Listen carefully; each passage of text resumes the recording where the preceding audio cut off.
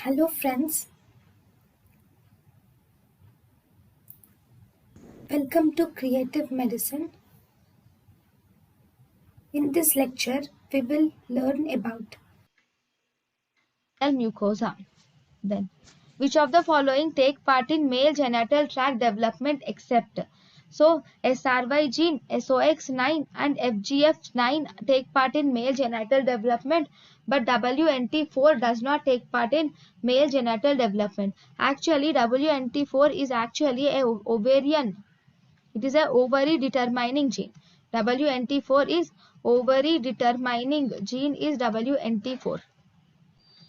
Next.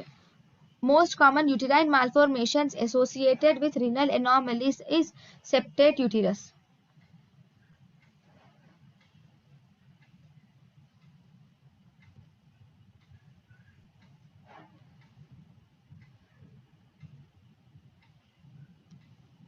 Most common uterine anomalies associated with infertility is septate uterus.